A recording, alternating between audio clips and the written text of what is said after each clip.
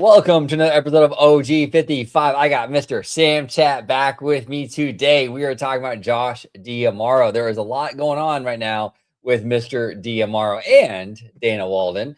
And I wanted to get Sam's opinion on this whole thing because Sam and I have talked about this a few times in the past on this channel. We want to break it down. We want to talk about, speculate, get Sam's viewpoint on this up next here on OG55.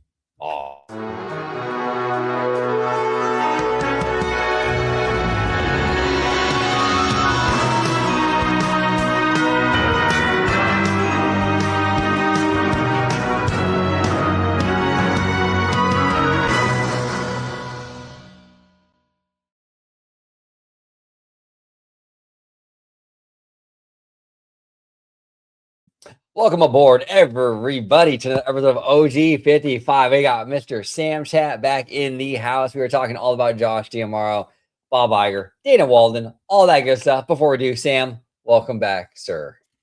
Hey, OG, thanks so much for having me back on. Yeah, it's crazy. After, 2 years of delays, and really after years of delays and whatnot, this day has finally come. Disney finally has its real successor, and one that will hopefully be here a long time. Knock on wood. Knock on wood. Yes, it's from your lips to God's ears, Sam. Hopefully, and I think so. But we'll talk about. We'll break it down. But before we do, where can we find you on social media? You can find me at SamChat Productions on Instagram and at SamChat21 on X, formerly known as Twitter. There he is. Okay, let's talk about this. So, Bob Iger stepped into the role, I think it was like 2006-ish, right? Mm-hmm. And he was there for a while. 2020, right before the pandemic, he's like, nah, I'm good. I'm out. I'm going to throw the keys to Bob Chapek, right? He basically saw the Titanic was about to hit the iceberg, and rather than staying with the ship, he was like, abort. Abort. He jumped right off the ship right before the iceberg hit, right? Yep, exactly. And Chapek took all the hits, all the hits. Yep. And then Chapek, after like 2 years, he left. Bob Iger came back on that fateful Sunday evening that we will never forget. I think almost every Disney fan remembers exactly where they were when that moment happened. And I still remember exactly what I was doing and where I was when it happened, when I first heard the news. It was crazy. It's funny you mentioned that. I do too. Okay, if you don't mind me asking, where were you when it happened? Okay, so when that news dropped. It was so funny. So it was, I believe it was Sunday, November 20th. And I remember the exact day because my birthday was on a Thursday. Then Friday, November 18th was Mickey Mouse's birthday. And then 2 days later on the following Sunday was the day Iger came back. So that's how I remember the exact day. And it's so funny. I had an exam because at the time I was going to community college, and I was studying for my big calculus exam that day. Yeah. It was hard nerdy stuff. I won't bore you with the details. But and funny, that day I decided to delete Instagram and YouTube off my phone because I was like, no, I need to focus, man. So It's so funny. The one day I decided to delete YouTube and Instagram is the day all the shit hits the fan, right? The day that Iger comes back. And I remember getting my dad sent me a message of a breaking news article from Deadline, and it said Bob Iger returns effective immediately. And I was shocked, man. I was shocked. That was a shocking day. It was. No, it was crazy. It was crazy. I was actually at my ex-girlfriend's. Okay, my ex-girlfriend's coworkers. They were having a Friendsgiving that day. So we were there at the Friendsgiving, and I'm sitting there at the table, just eating, chilling.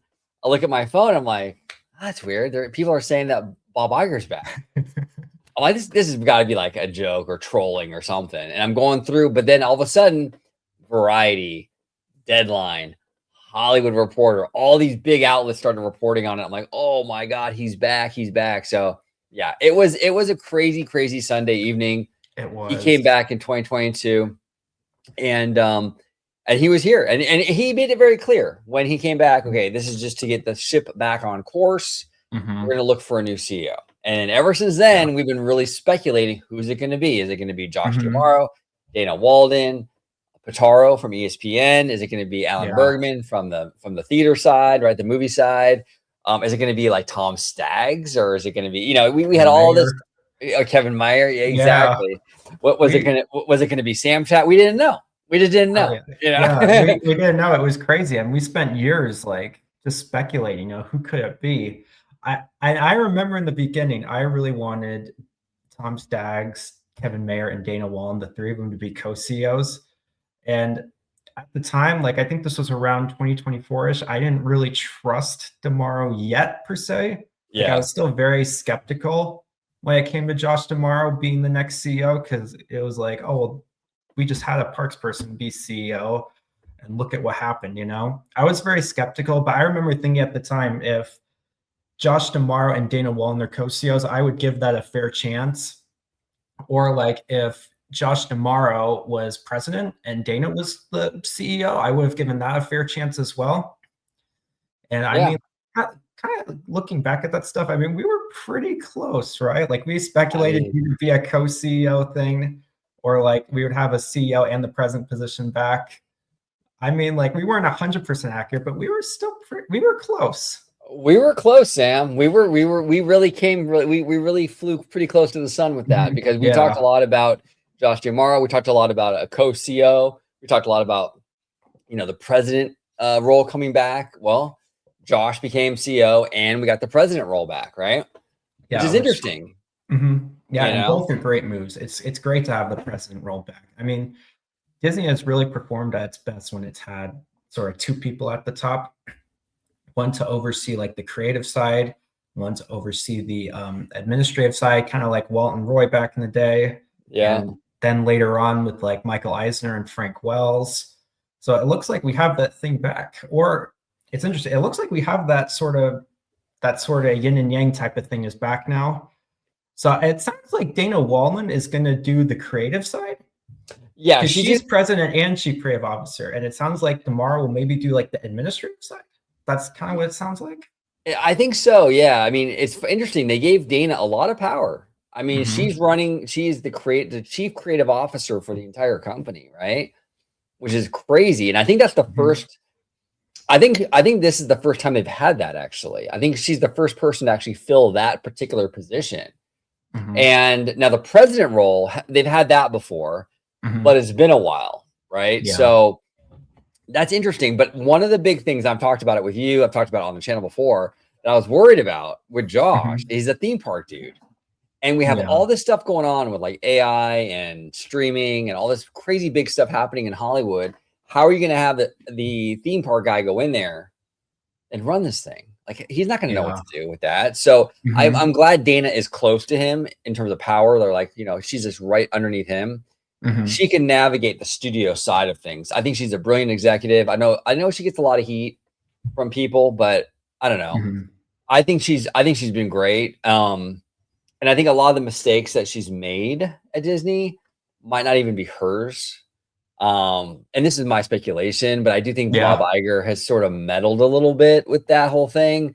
And again, that's my speculation, you know, but yeah, I like what they've done. I mean, you were pretty happy when they made the announcement. Oh yeah. And I actually feel way better about this than I did with Chapek when the day he was announced, right? Like immediately off the bat, I already feel way better about this. Yes. Like, cause then like even people like Bruce Vaughn were starting to say, you know, starting to make public statements like congratulating Josh D'Amaro for his big promotion. It was like that even made me feel better alone, right? Like the guy, the lead Imagineer from like, I can't remember when he was promoted to chief creative officer, but like the late 2000s to like the mid 2010s, it's really reassuring to know that that person had trust D'Amaro, you know? Yeah, no, absolutely. Absolutely. Josh D'Amaro has a lot of he checks a lot of boxes, right? Any other CEO for any other company, you can have a pure business guy. You know, if you're going to look for the CEO for Staples or the CEO for FedEx or UPS or Coca-Cola or Olive Garden, you can do like the spreadsheet guy and it's fine. Yeah, exactly. But when it comes to Disney, though, it's a whole different thing. It's a whole different animal. You know, you need Walt Disney sort of set that tone of like the Uncle Walt thing. And Michael Eisner sort of continued that. And even Bob Iger has a little bit of smooth to him too. He wasn't terrible, you know? Yeah. You know, in that billionaire kind of smooth way, right? But like Chapek was horrible. Let's just not even get into Chapek. But he on that end of it, he was a disaster. Where's the Chapek drop? Oh yeah, we gotta have a Chapek. Hold on, here we go. We gotta play a Chapek drop because you know it wouldn't be. Oh wait, here we go. Apologize for not being the ally that you needed me to be. You know what I'm saying? Hell yeah. Apologize for not being the ally that you needed me to be. There we go. We had it play twice. But yeah, Chapek was a disaster. But like, I think tomorrow checks a lot of boxes. I think that he's got the charisma. People like him, whether it be fans, whether it be talent, whatever. Hollywood, I think likes him. I think he's good. I mean, he's not perfect. He does have a little bit of that, like you were saying, trustworthiness a little bit, just because he's kind of like too smooth. Yeah. Sometimes, like it's almost like I don't know, man. Like it's a little too smooth. Like there's something sus. A little sus, yeah. I know. But yeah, I completely agree with you. I think the big problem with Bob Chapek is that, like you said, he was a very or even to quote Jack from DSY Newscast, who made a great video the day Chapek was fired, and it was dropped like 6 hours before his firing, and it was titled "Why Chapek is Destroying Disney." I think that was the title, but like that was pretty. The timing was impeccable with that one.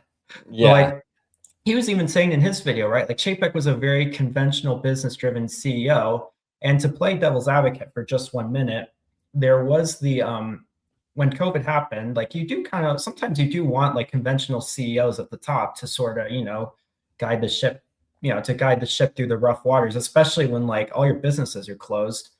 I think the real problem was that like I feel like he should have just been given like temporary emergency powers maybe, and then like the second like all the businesses were open again, then maybe he should have stepped down.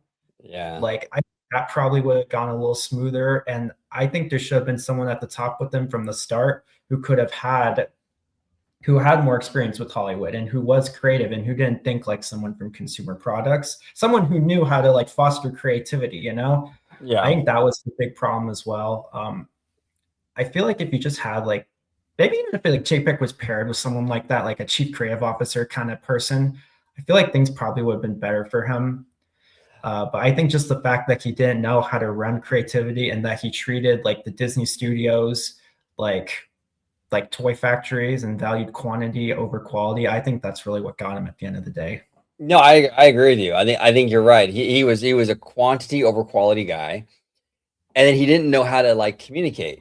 Like he wasn't good navigating that social environment, and that is a massive part of really a lot of things in life, but especially business and especially Hollywood.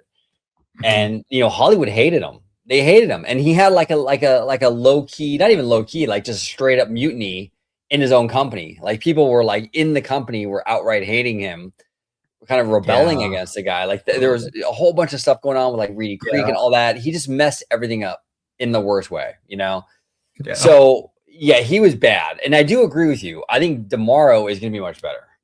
Yeah, I think tomorrow's gonna. Yeah, I think he's gonna do much better. I feel better that Dana is there to kind of help him through the studio stuff, But now, what worries you though about tomorrow? Is there anything right now that worries you? Because the studio stuff was a worry for me, but that kind of seems like it's been kind of addressed. Anything outside of that for you that's concerning? Let's see. I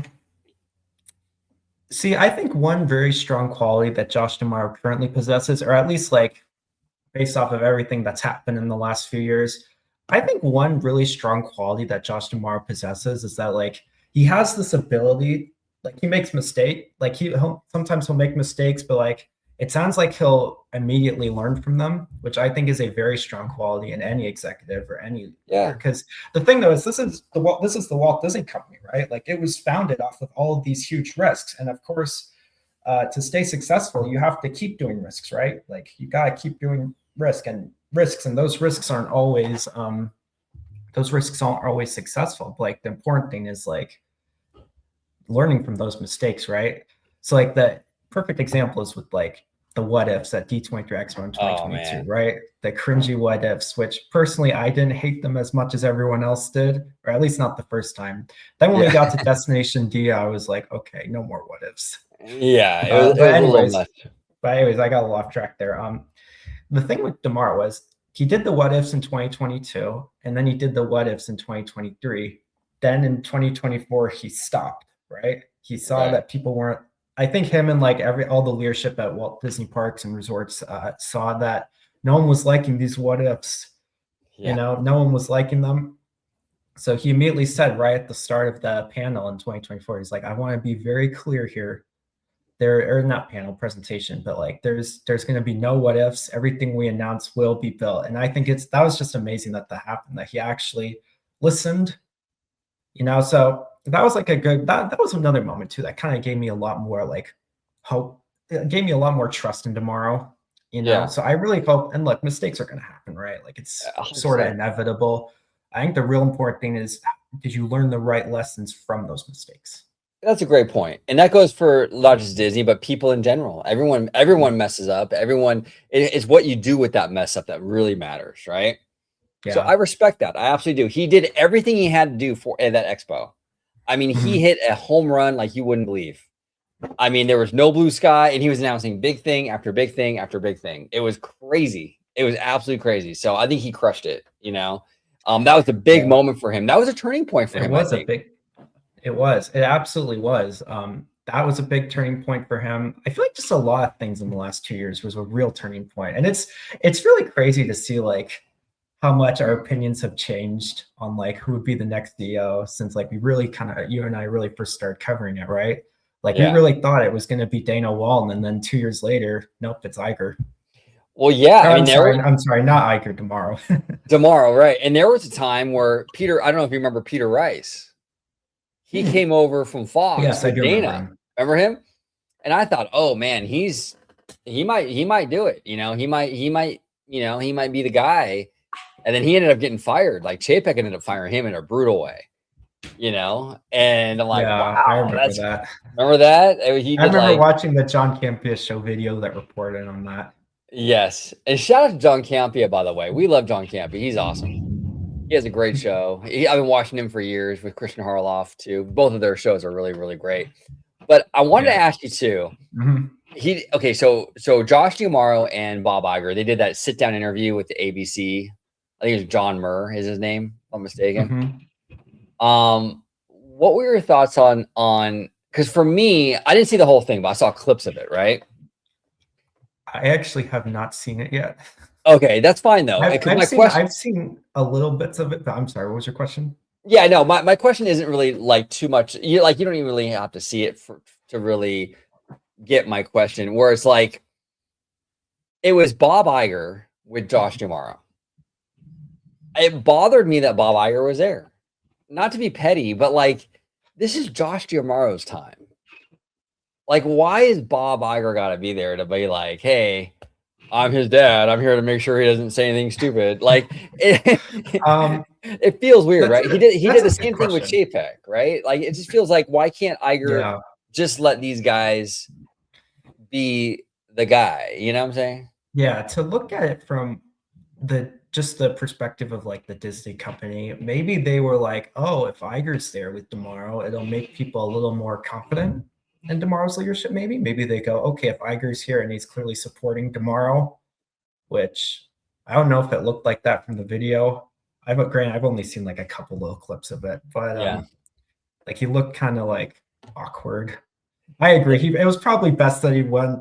I don't think he needed to be there. I do agree with you on that, but I know like Josh D'Amaro was like schmoozing, and then Iger was just kind of sitting there and just looked kind of awkward. But it was weird, right? Maybe there was like a confidence thing. Like they thought, oh, if Iger's there with D'Amaro, maybe people will have more confidence in D'Amaro. But that's just what I think. No, I agree with you. I agree with you. I think that was the mindset going in. I think the mindset going in was, okay, we'll have Bob Iger there. He's the veteran. He's been there as CEO since 2006. You know, we'll give that reassurance.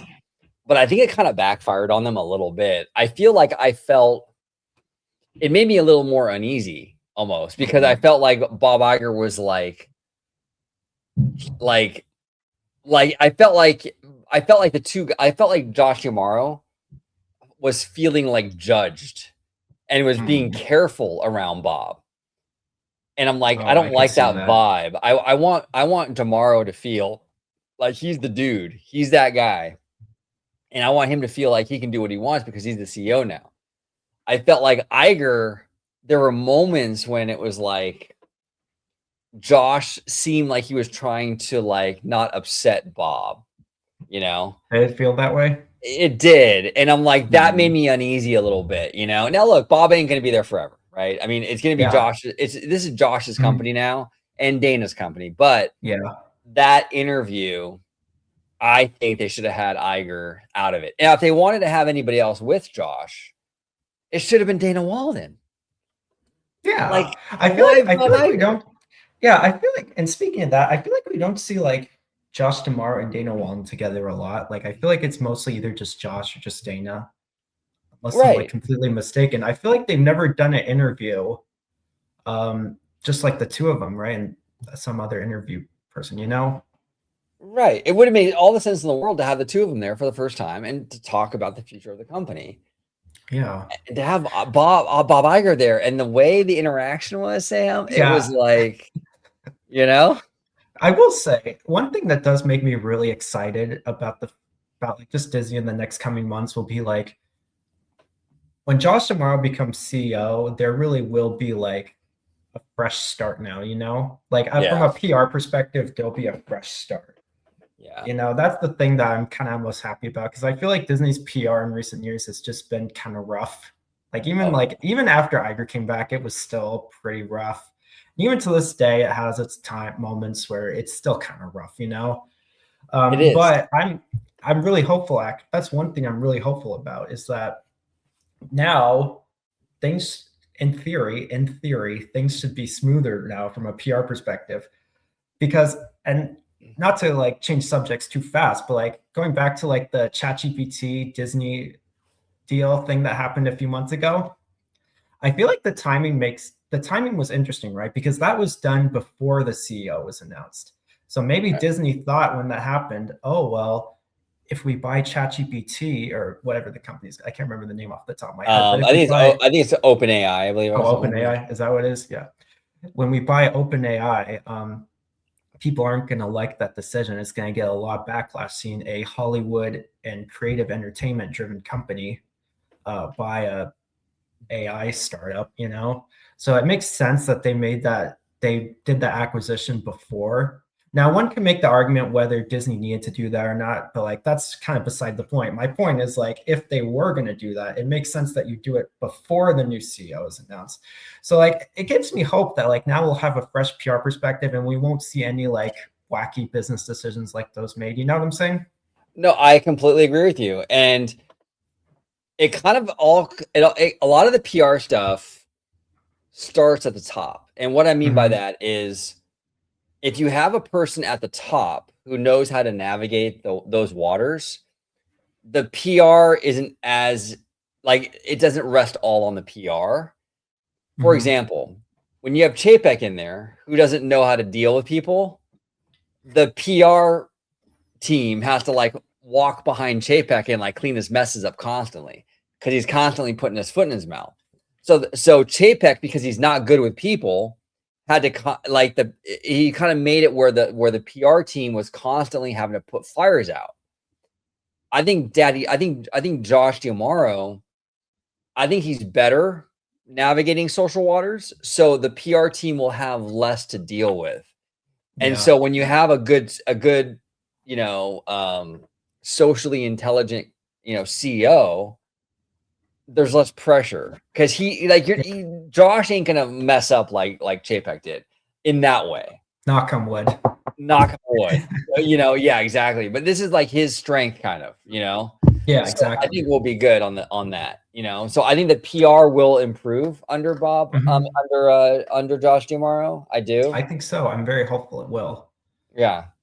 I just hope Iger really kind of starts to just let D'Amaro do his own thing and sort of just leave. I mean that with all due respect, because like obviously Iger accomplished a lot of really big things in his first 15 years as Disney CEO.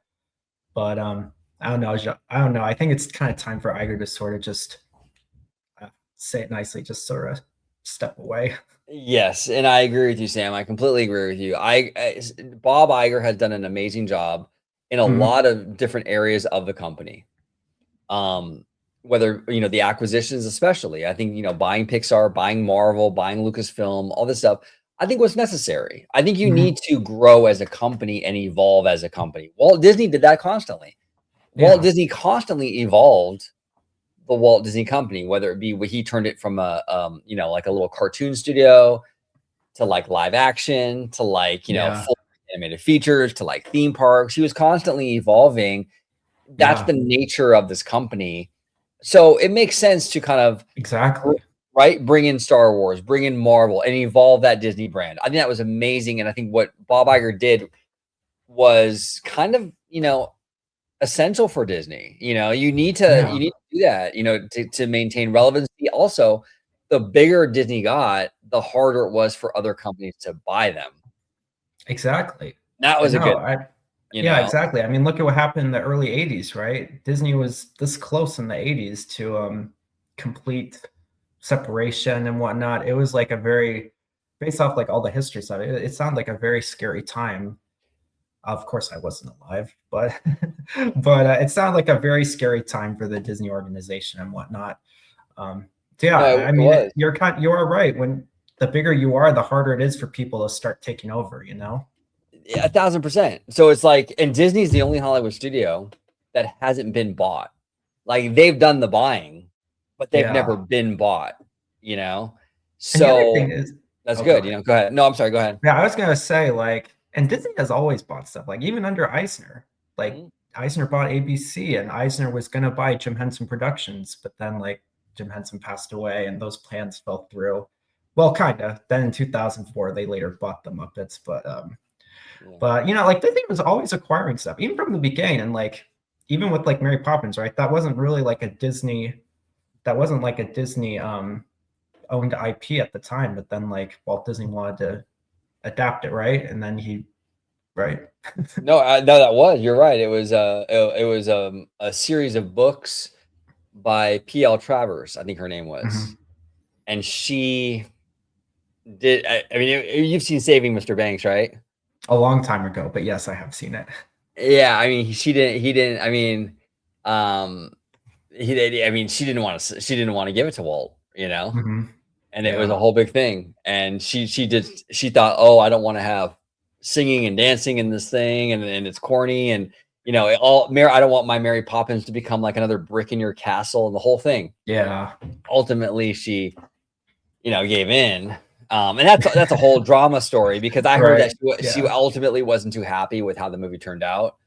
But eventually, I mean, Walt got what he wanted. But yeah, that wasn't a Disney IP. That was P.L. Travers. I mean, all the fairy tales were adaptations from books, from before, like the Grimm's Peter Brothers, Pan. right? Exactly. So Disney has a kind of a history of kind of borrowing. It's kind of built on that. I mean, Snow White, that's another one. So yeah, I will say, I completely agree with you. I think it's important at some point you're going to have to start acquiring stuff if you want to stay relevant and stay up to date with the times, and be a relevant company. But I do hope there is a sort of focus on the Disney's older IPs, or stuff that maybe wasn't too popular in Iger's day, stuff that didn't get much love, like the Muppets, or even like Tron. Even I know we just got Tron 3, but I feel like what happened was, and this is sort of just my personal interpretation, but I feel like what happened was sort of after Disney bought Lucasfilm, you started seeing a bigger focus on Marvel and Star Wars, because those were the two of Disney's biggest IPs. Yes. As well as the live action remakes. It was around 2015 is when they stopped doing less of the original live action and more of the live action remakes. So I feel like around 2015-ish, you really started to see a lot of a much bigger focus on just remakes and the big IPs and the sequels, so I really hope that they really kind of start going back to like some of these older franchises like Tron or even the Muppets. And I mean, look, to play devil's advocate, we just got the Muppet Show revival, right? Yes, we did. So I haven't seen it yet, but I heard it's doing very, very well. Oh, I saw it. It was really good. I enjoyed it. It was fun. It was charming. But yeah, like, and obviously it might be a little too early to say, but it sounds like we are going to go back in that route of like sort of a focus on, some of the lesser, I don't want to say lesser relevant, but some of the franchises that like didn't get as much like support during the Iger years. You know what I'm saying? No, I feel you. And I would like to see that as well. Hopefully this brings a new era, a new Muppet era. Because yeah, I actually, the Rotten Tomato score, when I saw it a few hours ago, it was at 100%, which is crazy. Everyone on Twitter, on social media is raving about the Muppets. Like, this is a great show. I think the ratings are pretty good too, from what I understand. So I'm really bullish. Hopefully they greenlight a whole season, if they haven't already. But yeah, I would agree with you. Yeah, I hope so too. Yeah, let's focus on some other IPs here a little bit, right? Star Wars and Marvel are amazing, and we still have to do those, absolutely. But let's also do Muppets and other things. Let's also get back to original live action, right? I mean, back in the 90s, Michael Eisner was doing stuff like, like the Mighty Ducks and Angels in the Outfield, and like these kind of like low budget, but like the Titans from the 90s as well. I think so. Yeah. Yeah, I think so. I mean, like, do fun stuff again, Yeah. I don't know. I think they should do a lot of that. And Josh D'Amaro, like you said, he does listen. Like, all that Galaxy's Edge stuff, John Williams music going into the land, Darth Vader. It's like, dude, these are like fan servicey decisions. And you cannot tell me that Josh D'Amaro, he was making all kinds of moves. He knew when that stuff dropped, they knew it was going to be Josh. And he was already making heavy moves at that time. Yeah. That makes sense, right? Like, speaking of the parks, like, what other like park things do you think we might see changed now that he's the CEO? It's tough because I heard that I saw on social media that he said that you might see stuff come back. Now, I think something like old things coming back or something like that. Whatever that means. That could be no reservations, right? That would be cool. I don't think they're ever going to go back to like free fast pass, just because that's a whole revenue stream that they're not going to want to give up now. I feel like it could be reimagined per se. Maybe they like sort of come to a compromise maybe with the fans. Like, maybe it's like one free lightning lane and then like, or two or three, I don't know, but like, no, that's a good idea. You can work with it. You can absolutely work with it. You can do something like that. You can get rid of reservations.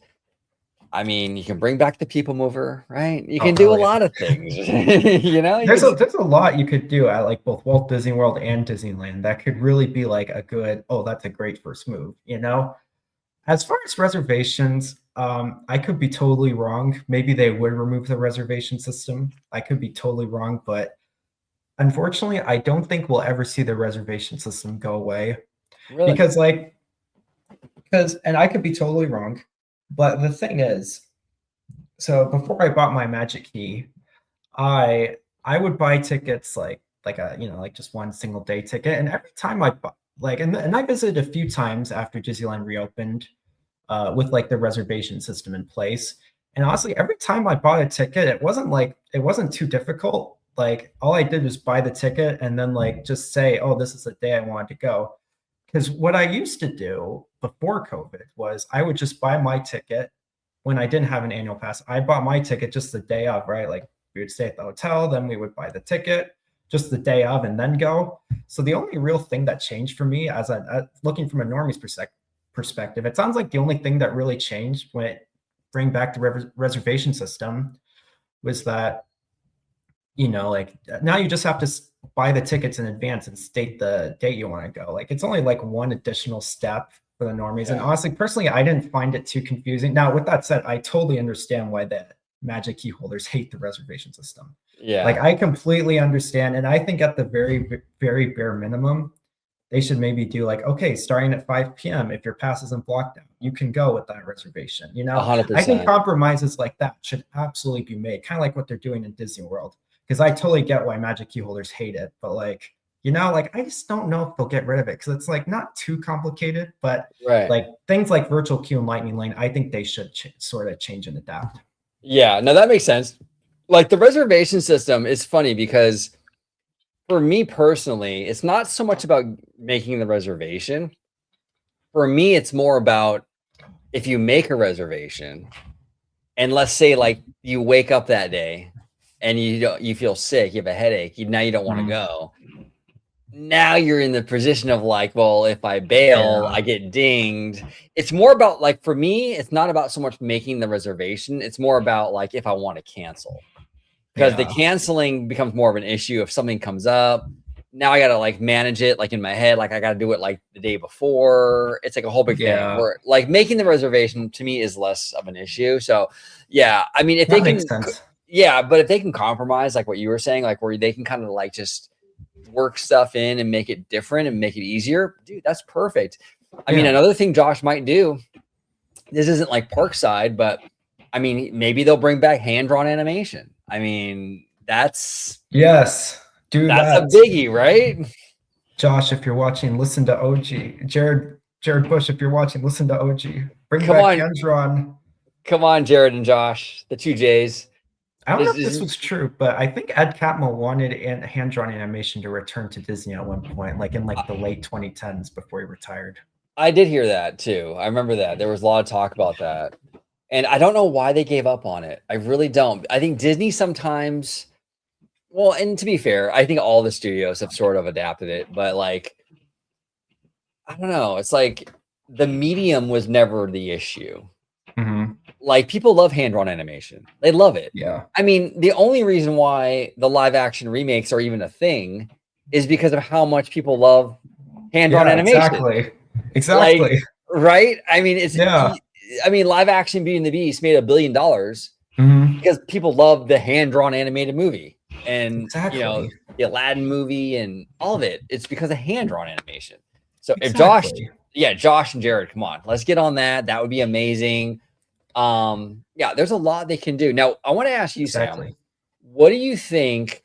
We haven't heard a closing date yet for Monsters Inc. In Hollywood. So technically, that's kind of iffy, right? Yeah. I still think we're going to get it. But we have a new CEO coming in, a new CEO who might not necessarily be as committed to that franchise because this CEO wasn't involved in buying Fox. So do you think it's a possibility that they cancel Pandora, or do you think it's too late in the game? We're going to get it.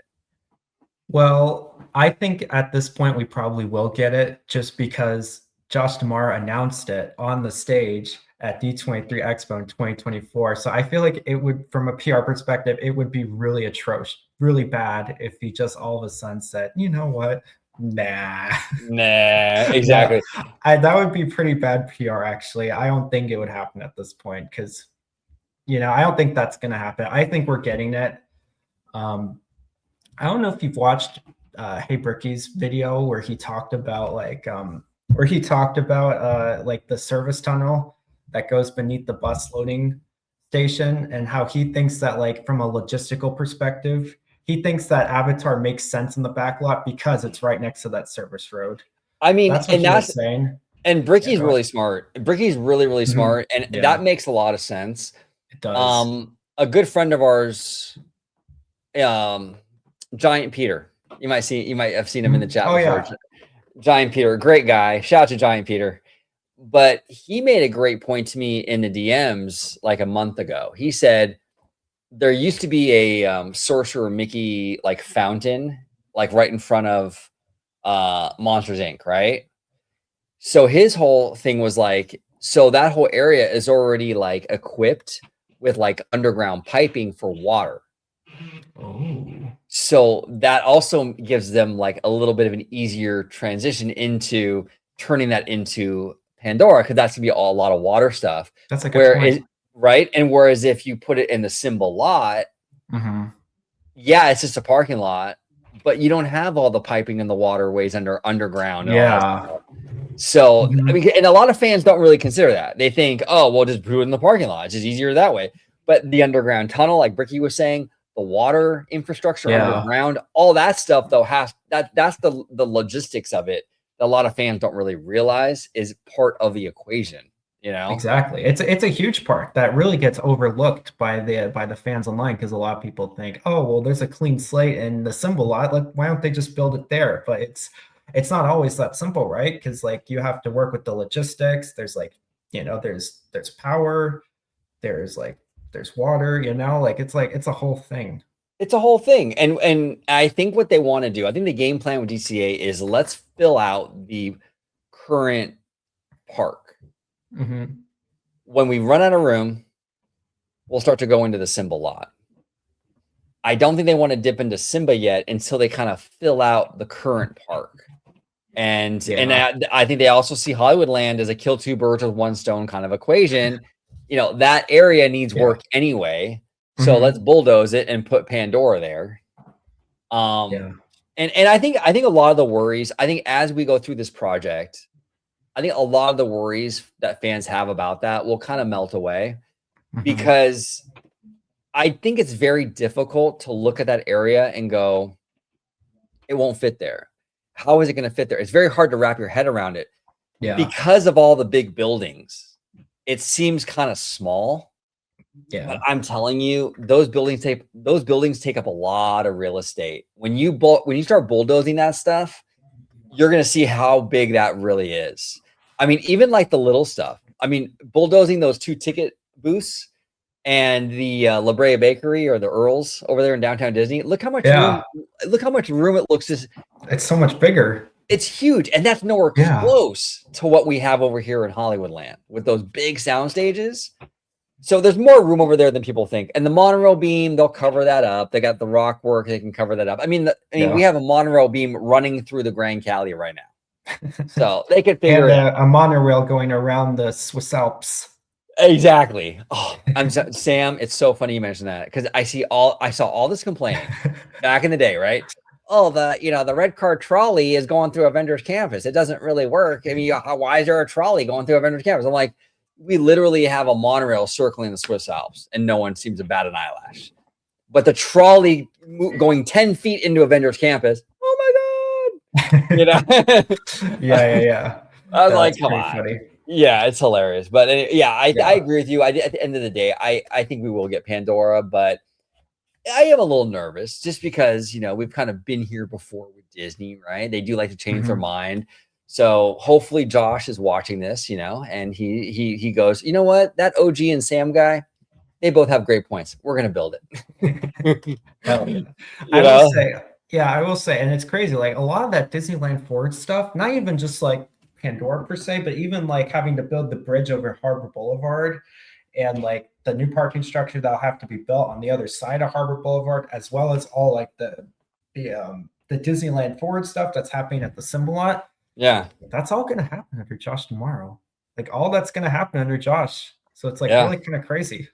No, it is. It really is crazy. And actually, I will say this too about Josh. That interview, there were some things that came out of the interview that I really liked a lot. A couple of things. He talked about AI, and he was honest. He said, we're going to use it. Okay, now that's good. Look, you have to use it at this point. I mean, the genie is out of the bottle with that whole situation. Fans who think that like, no, don't use it. It's come on, we're too far gone. The train has left the station with that. You know what I'm saying? Yeah. But he did continue and say it will augment the process, but it's not going to replace human beings with that creative process, right? So I love that. He made it very clear. The human beings of the Walt Disney Company are what make the Walt Disney Company. Exactly. So I love that. That was fantastic. I love that too. Yeah, that was really reassuring. He also said he's a risk taker. I like that too. Disney was built on risks, right? It was like, oh, look at this guy trying to make the first animated movie, right? What a loser. He's going to fail, and then it's like the biggest thing. And it spawns an entire industry, right? Yeah. look at this guy trying to build a theme park. He's Disney's Folly, right? And then it turned out to be the biggest thing, and Disneyland's huge, right? And it spawned all these parks around the world, and it was a huge success. So Disney was built on risks, Yes. You gotta take them. You gotta take those risks. And I'm glad to hear that Josh is willing to do that. Even things like the Galactic Star Cruiser, right? I mean, I know it flopped, and I know it was a failure, but at least they took a risk on that, Exactly. Yeah. I commend them for that. And I mean, a lot of people who even experienced that said that was like a very innovative thing, and there was nothing ever built that was quite like it.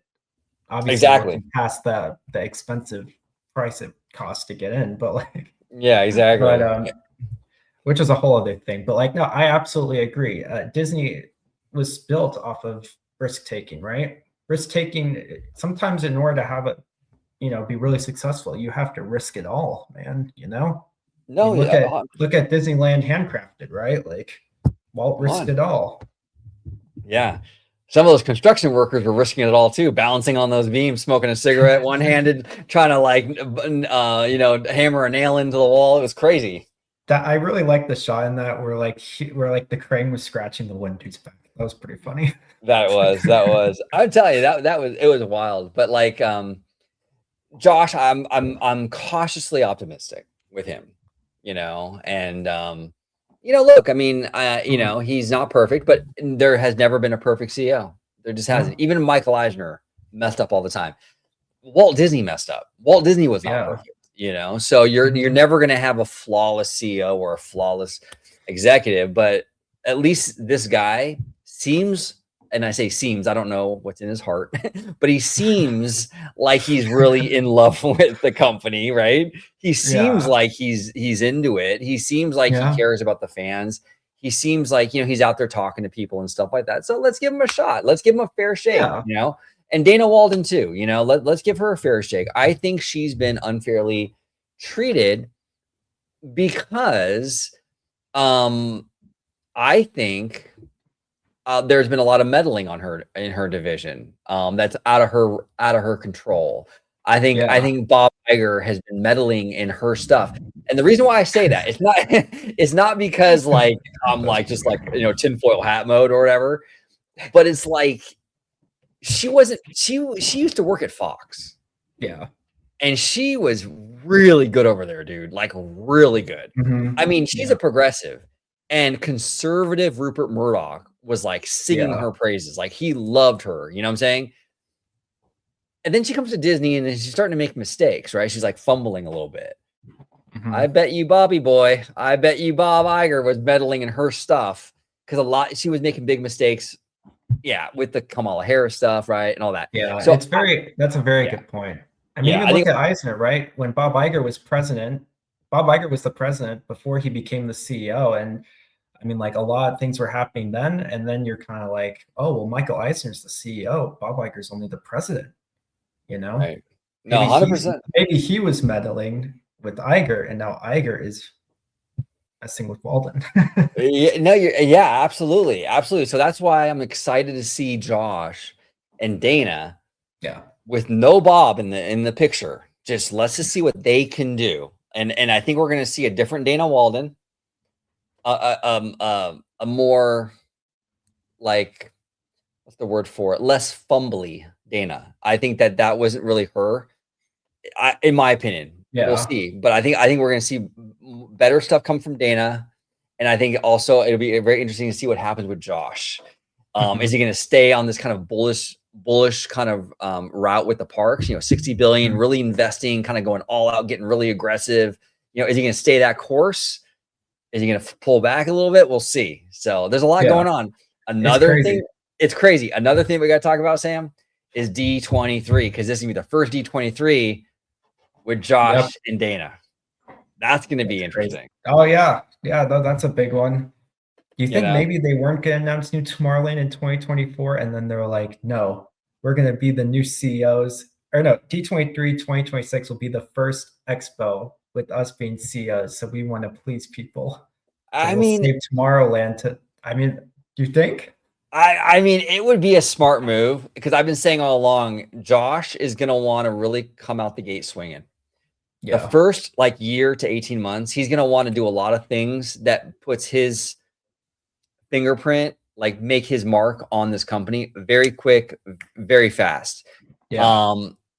Because that window is very important to kind of set the narrative and the momentum for you going forward.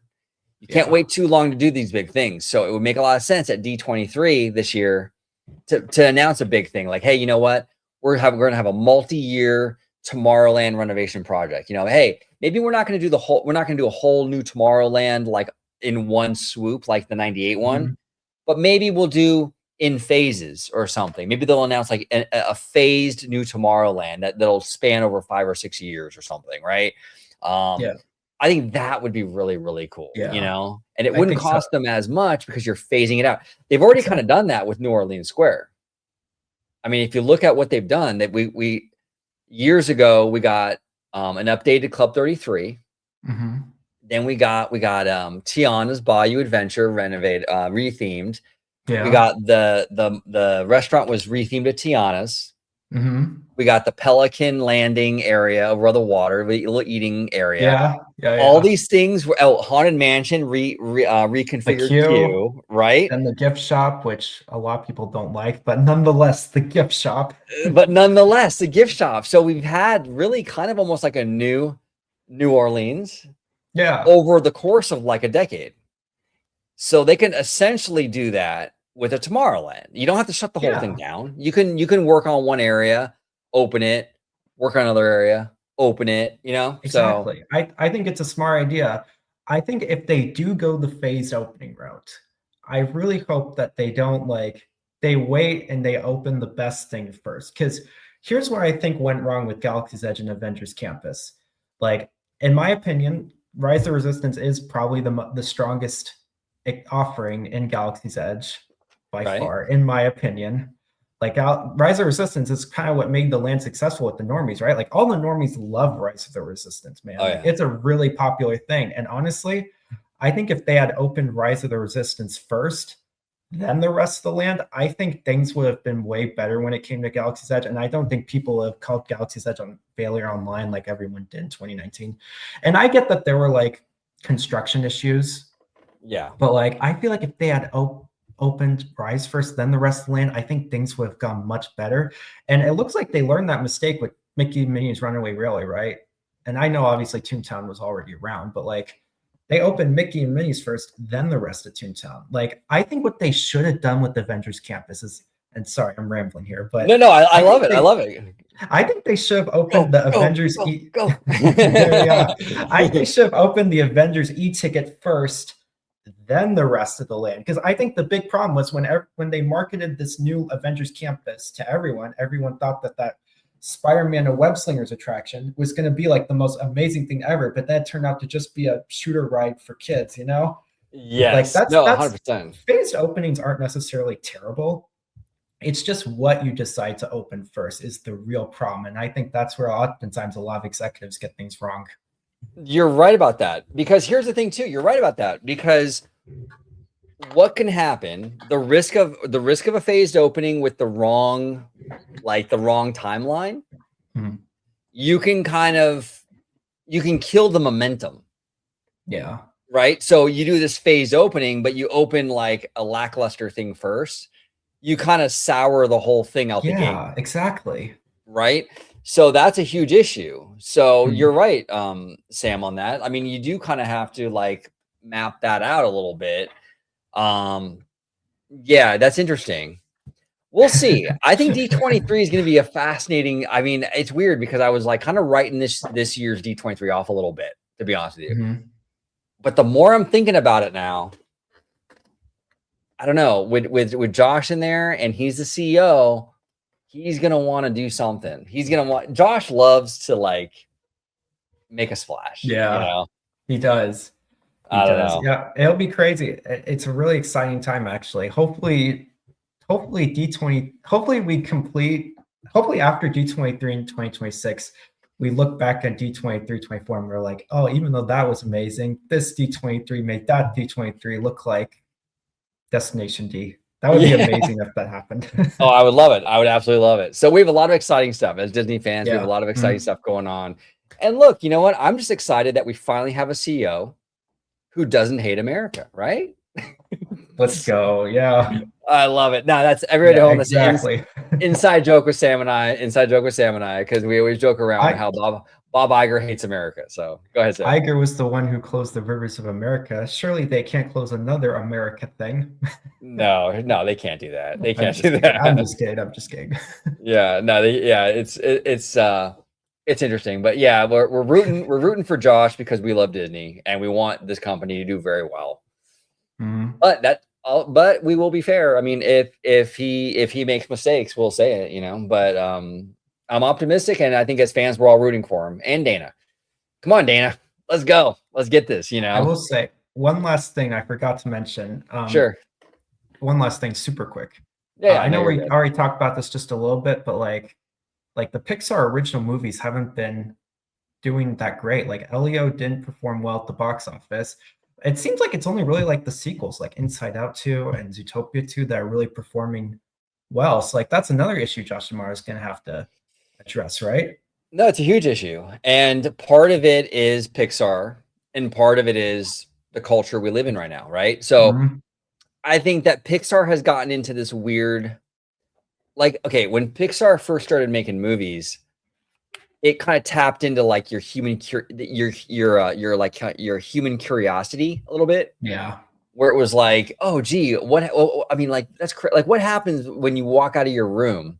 Like, do your toys come alive? Like that was always something like as a kid you would always wonder and stuff like that. Yeah. So it taps into that like that built-in curiosity factor, which I think helps those movies. What would happen? Like what about bugs? You know, like Yeah. how do bugs live, right? Like Pixar tapped into that very simplistic sort of these simplistic themes, but they were interesting. I Yeah. think now they're kind of getting a little bit like lost in the weeds a little bit with stuff, you know? And that's an issue for Pixar, right? Mhm. The other issue though is just the culture where it's like I think people are pickier with the movies they see in theaters because it's so expensive and you Yeah. know it'll be on your streaming service in a month, right? So if you have an animated movie, well that's a family movie. Well, Yeah. a family movie is like you're gonna have mom, dad, and like 2 or 3 kids. That's $100 just to walk in the door. So you're gonna be picky with your money because you're like, do I really want to spend $100 on Hopper? Because I don't know if Hopper is gonna be any good. Now, the soccer mom might say, but I'm willing to spend $100 though on Inside Out 2 because I know Inside Out 1 was really good, right? Yeah, exactly. So there's a little bit of that going on, I think, too. So, and that's Exactly. why movies like Super Mario Brothers did so well. Oh, I know Super Mario Brothers. Yeah, I'll take I my know kids to see it. Mario. Yeah, I I'll will spend the say, money. I'll spend the money, yeah, right? Go you're ahead. absolutely right. There's definitely like a sequel bias, You're like, "Oh, I know what that is. I'll go see it." What's interesting though is it sounds like for the overwhelming most part, a lot of these movies that end up flopping at the box office end up doing really well on Disney Plus. Like It's true. from my understanding, Tron Ares at one point was like number one in US in terms of top movies watched.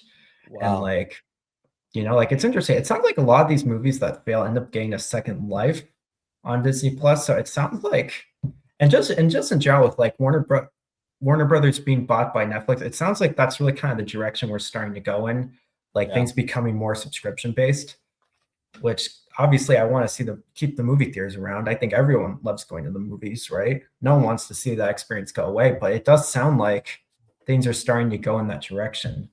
It's sad. I mean, I think in general, it's kind of sad how society is kind Yeah. of moving because you're right. Like, we're losing a lot of these activities. Everyone's opting just to stay home, right? Like a lot of people don't go out to eat anymore. They DoorDash, you know? Yeah. A Mhm. lot of people don't go to the mall anymore. They Amazon their stuff to their house. Mhm. Movie theaters. Oh yeah, we're not going to go to the theater. We'll just watch it on Disney Plus, right? That's sad to me because I Yeah. do think there is something to be said about going places, like going to the mall and go walking around and like shopping in a physical place. There's something about that matters, going to a restaurant, sitting down and being social and having people around you. There's something to be said about that. But unfortunately, we're losing a lot of that human interaction now. I mean, even with like little things like Uber and stuff like that. Now the hip thing is driverless vehicles, like the Waymo stuff. Yeah. Like now, even when you get a ride, where you're, like when you're doing the ride share, Mhm. like now there's this thing where like it's not even a human being driving you. So it's like we're Yeah. like almost like isolating ourselves from like the world, you know? It's like this human, Crazy. yeah, it's like Yeah, humanless experience. And I don't like that. Like I personally, I I'd rather get in agree. a car with a human being and just, you know what I'm saying? I don't Yeah, know. I completely agree. I agree. It's definitely, it's always convenience, right? It's always when something becomes more convenient, that's really like the biggest like drive for change, right? Yeah, people are willing to pay for convenience. They are. They're willing to pay that DoorDash fee to sit at home and have it delivered, you know? And I Yeah. get it. I use DoorDash. I do. But I try to balance my life out a little bit where it's like I'm not doing that all the time. I do go out and eat places and have like human experiences because you need to do that. Mhm. It's healthy for your It mental is. health and everything, you know? So it's really sad too. I'm actually a mall guy. I do like malls.